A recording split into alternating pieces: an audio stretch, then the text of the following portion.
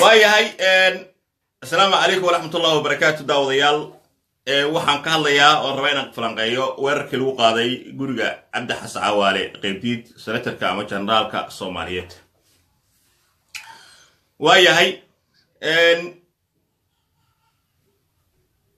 ciidankaas ma taqaanaa weerar ku qaaday guriga laba ciidan ay ahaayeen ciidan waxay ahaayeen ciidan imaaraadka uu tababaray oo uu taliye ciidan u yahay nin leeyahay Captain Nuur oo ah ninka haystay ciidanka imaaraadka ay tababareen ay ku wareejiyeen Xasan Cali Khayre oo u dhashay beesha Raxaweynta u dhashay weeye waxa la ninkaas Captain Nuur ciidanka weerarka qaaday laba nin ayaa hogaaminaya ciidanka guriga galay albaabka jibiyay ee weerarka guriga Cabdi Qaydid ku qaaday laba nin ayaa kala hogaaminaya nin waxa la dhama Xasan Dheere ayaa la waray Raxaweyn waa ninka hawsha waday ninka labaadna waxa la Korneel Fadxi waa murusaday labada nin ee guriga Cabdi Qaydid weeraray ee ciidanka weerar ku qaaday watay laba nin ayaa la yiraahdaa xogtu waxay xaqiijinaysaa labada nin iyo ciidankii wateen waxay rabeen Cabdi Qaydid inay dilaan xilliga qadada qorshiisaas oo ahaa in xilliga la dilo ay rabeen laakiin uma suurto gelin oo ka soo dib dhacay xilligii qorshuhu ahaa inuu guriga yimaado marka Cabdi Qaydid wuxuu kamid yahay 13 qof oo la doonayo in la dilo ay kooxda qiyaano qaran disho laakiin ujeedooyin badan ay weerarka Cabdi Qaydid lahaa ama xambaarsanaa weerarka Cabdi Qaydid uu qaaday gurigiisa dhowr ujeedo lahaa kooxda farmaajo iyo Xasan Cali Khayre waxay aad mataqaanaa wali uga cariisnaayeen ay u arkeen mataqaanaa arrin xanuun badan wixii galmudug ka dhacay ee kaalintii Cabdi Qaydid ku lahaa labo Cabdi Qaydid waa gudoomiyaha guddiga dastuurka ee labada aqalka sare ee golaha shacabka dastuurkii wax ka bedelkiisa Cabdi Qaydid sidii u rabeen qolooyinka shisheeyaha ah iyo qolooyin kale oo dhul balaarsi wata ama xukun maroorsi wata Cabdi Qaydid wuu diiday saddex Cabdi Qaydid wuxuu door weyn ka qaatay oo hor istaagay kiiskii Cabdiraxmaan Cabshakuur guddiga la magacaabay ee ciidanka laga saaray magaalada ee wax walba Cabdi Qaydid wuxuu ku yiri dadkii meydka hay noo keena sababtu Cabdiraxmaan Cabshakuur loo weerarna soo cadeeya haddii kale inta magaaladu dulmi ay ka wadaan dawladnimada ku ciyaaraysan Cabdi Qaydid arrimahaasi oo dhan ayaa loo daba joogay heebtiisana qayb ay ka tahay sababaha loo weeraray laakiin arrinta ugu weyn ee Cabdi Qaydid in la dilo looga shaqeeyay ayaa waxay ahayd in mataqaanaa ay ku dhawaaqaan farmaajo iyo Xasan Cali Khayre oo farmaajo waliba ku dhawaaqo birnu ku dhawaaqo doorashaan qiyaasayo inay xiriirka u jareen imaaraadka iyagoo sabab uga dhigayo inay weerareen ciidanka imaaraadka mataqaanaa ay soo tababareen oo kumaandoosa guriga Cabdi Qaydid oo Cabdi Qaydid ay dileen saadarteedna xiriirka ay u jartay safaaradahan ay kala qaateen imaaraadka iyo Soomaaliya kiiskaas la soo abaabulkiisa ugu weyn ama ujeedka ugu weyn ee ay kala haayeen wuxuu ahaa arrintaas in nimanka imaaraadka xiriirka u jaraan oo ku ciqaabaan oo dhahaan ciidan oo wato oo ka amar qaata Captain Nuur oo wato dhame Xasan Dheere iyo Korneel Fadxi ayaa guriga Cabdi Qaydid galay Cabdi Qaydid dilay saadarteed xiriirka ayaa imaaraadka u jarnay maadaama ay ku xadgudbeen nin senator oo aqalka sare ka tirsan oo ay dileen muhiimadda ugu weyn taas ay ahayd laakiin nimankan waxay ka faa'iideysanayeen Cabdi Qaydid intaasoo qodob ayay ahayd oo ay soo marayeen oo mataqaanaa ay ku haysteen marka ayaa abaabulay Cabdi Qaydid dilkiisa weeye xogta la ayaa sheegaya xaqiiqa arrintan waxaa ka shaqeeyay Fahad Yaasiin iyo Xasan Cali Khayre iyo ninku simaha taliyaha sirdoonka ah oo la jaamac oo qunsulka ahaa safaaradda mataqaanaa oo Turkiga Soomaaliya joogi jiray waa kusimaha taliyaha ciidanka Nisa waa Raxaweyn ninka ayaa dhame Captain Nuur dham xasan dheere iyo kabtan nuur kasoo dhameeyey howlgalkan lagu weeraraa guriga cabdiqaydiid iyo in la dilo ninkaas hawshii waxaa kala shaqaynayay saadajoon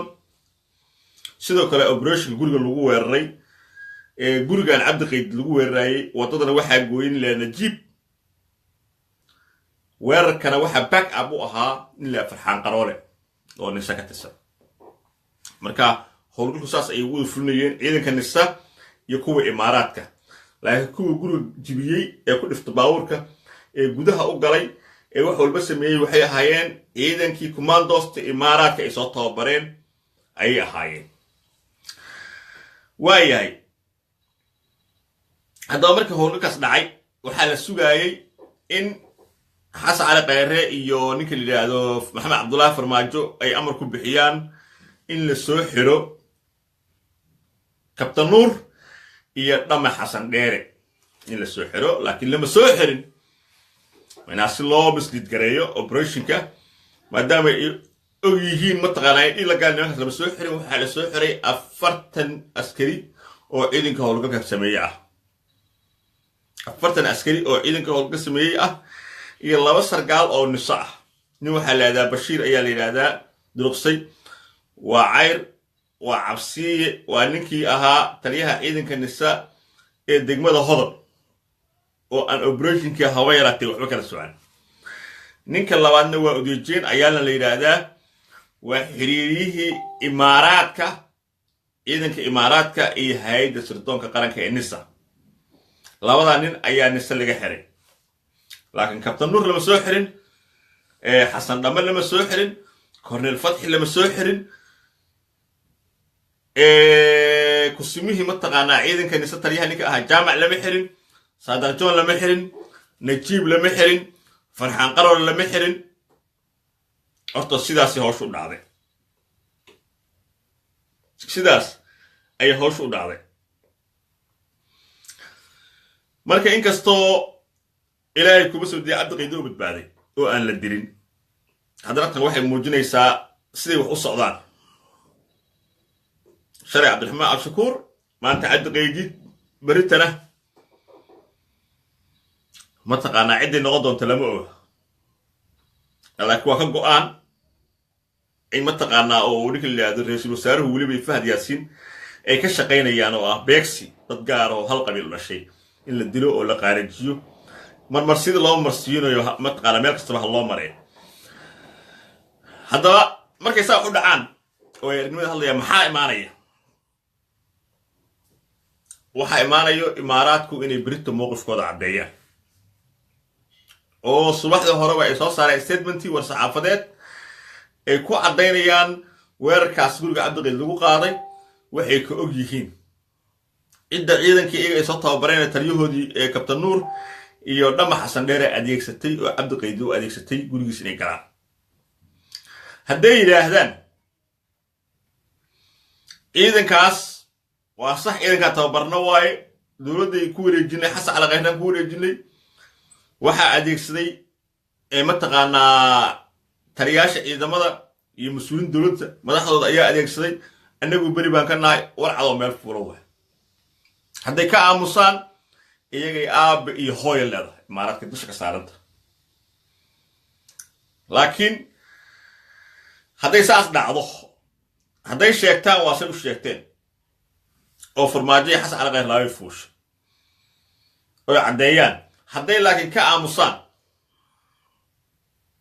waxaa dhici doono laba goorraba weeye waxaa dhici doono laba goorraba maxamed cabdullaahi farmaajo shir jiraadu qabanaa wuxuuna beri ku dhawaaqi doonaa in uu imaaraadka xidhiidhka u jaray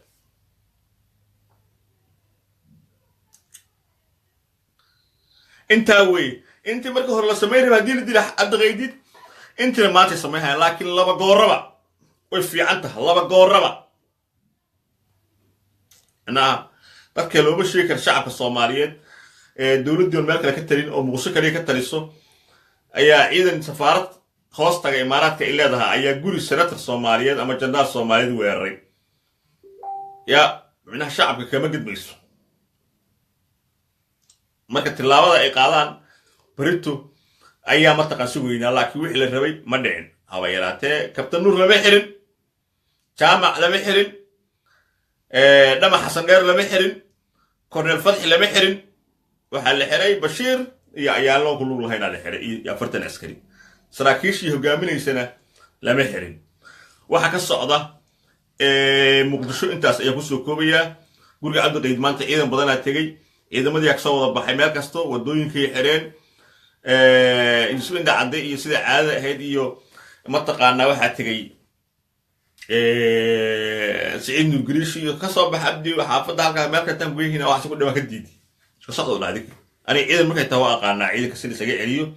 وأنا قلنا عيد إنه واحد استوفر سيد سجى عليه واقعنا هوش وكل عدد ضنطة لكن الصيد ده ما حدا معنا عصرنا ماشي ما أنت إنه تجونه يدك خوش شغال الدولة قولي عبد الغداء الله وري وحاليري وحالله حس على التريها عيد كمل التريها عبد الولي قرد نكلا بخت قروس ذي أي الله حرص علي عبد الغداء وتريه من التريقة مبلوسة معناها وحاوي وبهدلات كانوا كانوا قبيل جاهوي إذا لو جاهي تاريخ ذا عبد الولي قرد يو عيد سوى الدجالي يسوي هركا متقنا كوي هاي متقنا وكذا شيء هبرد تدحض كي هاي أي ما دام أي ماشي وكان سنة إنه مجاويال وهذا أي حتى الدنيا إن متقنا أي مثل جريان كيسكا وأنا صرفت حتى عبد الولي قرد وأحري أفرتن عسكري عسكرت محله أحري عسكرت سو ما كل اللي هول قلك سمية سو عسكري ما له عمره أو ترياشود أو تريه أمرأي ويلش عن يدير أفرتن كهل لحري أو تريه سو أمري أو سراكيش النساء فرحان قالوا لي نجيب يا صدر جون يا جامع اوبريشن كان كيف قادنا يا أو قلت أنت لوجد من حس على غير فهد إيه فرماج أنت لوجد من أو وين رجع كوس غيري محا كابتن نور له حلوة محا مطعم حسن دير له حلوة محا نجيب له حلوة محا كون الفتح له حلوة محا فرحان قرر له حلوة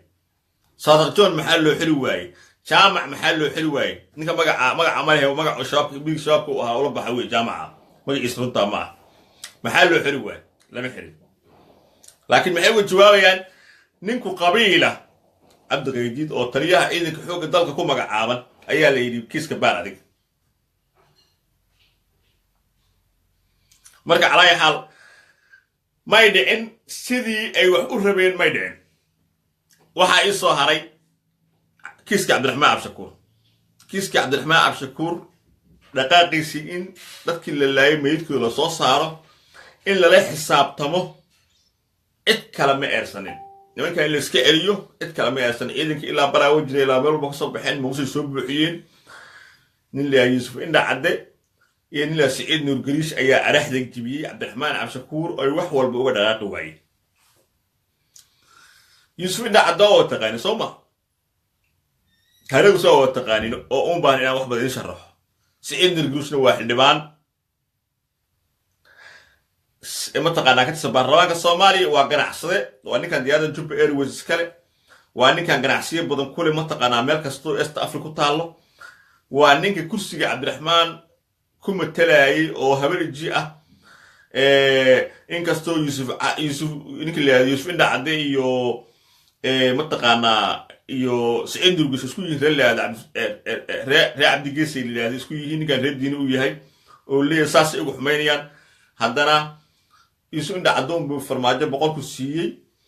oo uga yeeray Kampala wuxuu ku yiri Yuusuf arinta iga xalli Saciidna ha kala shaqeey wax kala dhaqaale loo baahan yahay ciidamada la siinayo Saciid Nuurgariish xogaa lacag keenay Yuusuf Indha Cadde u dhiibay ciidankii loo dhiibay xalli magaalada ka baxa ragga aasan lahaa ee isu diyaarinayay araxdo jibiyay Yuusuf Indha Cadde waxa lagu yiri taliyaha nabadsuguda lagu magacaabo nisay beenta loo sheegay marka waxa weeye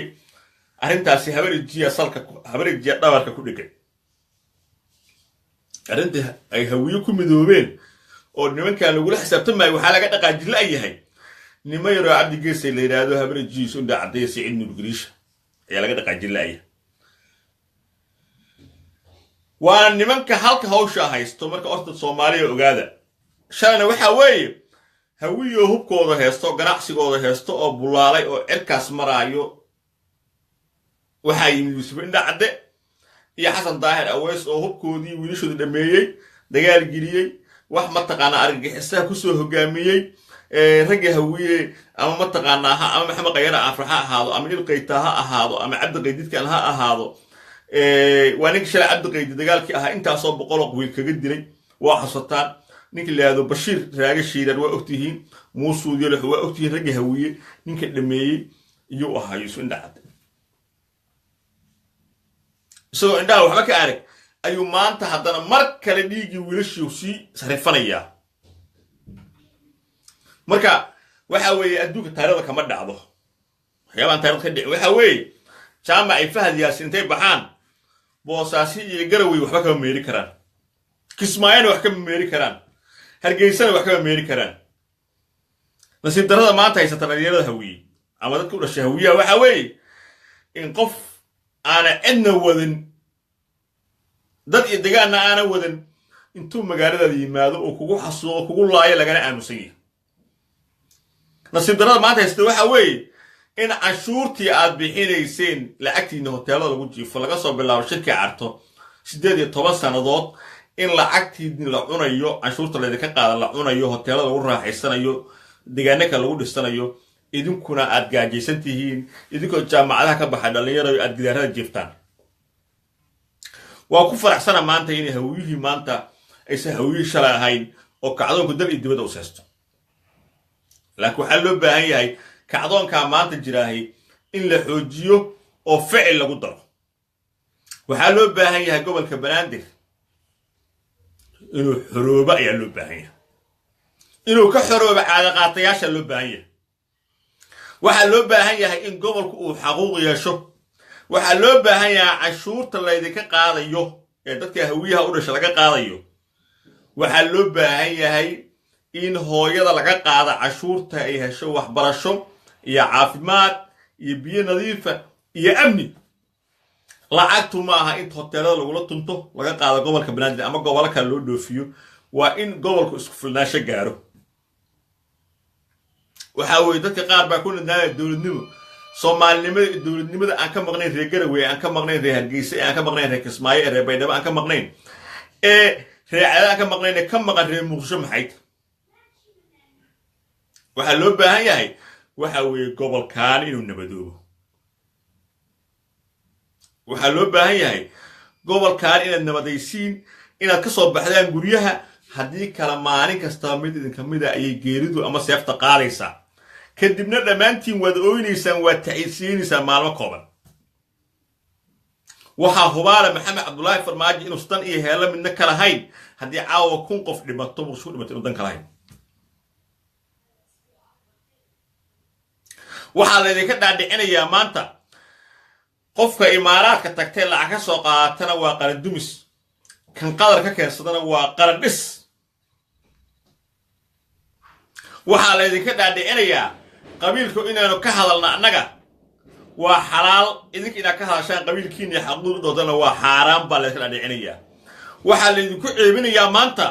waxaad xaqa u lahaydeen xaquuqdiinni inaad ka hadashaan la ceeb laydinkaga dhigayaa markaas ayaa waxa weeye maanta haddii shaqeeya laga marka waxa weeye waxaad xaq u leedihiin ayaa laydinku ceebinayaa idinkoo jaamacadaha ka baxdeen ayaad gidaarada muqdisho fadhidaan ama meelaha shisha fadhidaan markaas ayaa shaqooyinkii xaqa u lahaydeen waxaa loo keenayaa qof kale oo gobolka laga keenayaa oo ninkaa meesha jooga ku qabiila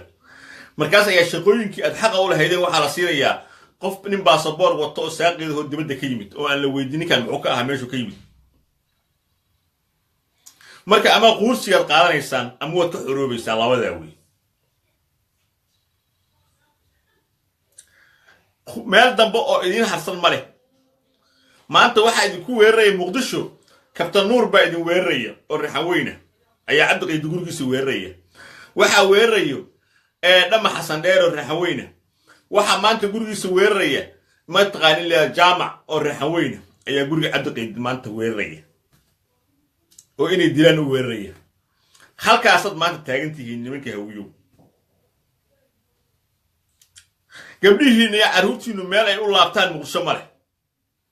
marka go'aan gacantiinu ku jiraa informationkii ku saabsanaana waa kaasaa wiilasha habar jini waxaan leeyahay adeertana habar gidir uma baahna hawiina uma baahna habar gidir iyo hawiin iyo ceyrba diyaaray idin yihiin in wixii ka dhacay guriga cabdiraxmaan cabdishakuur laga jawaabo yuusuf indha caddaysa inuu iska xoreeya oo waad ku filan tihiin ka soo dhalaala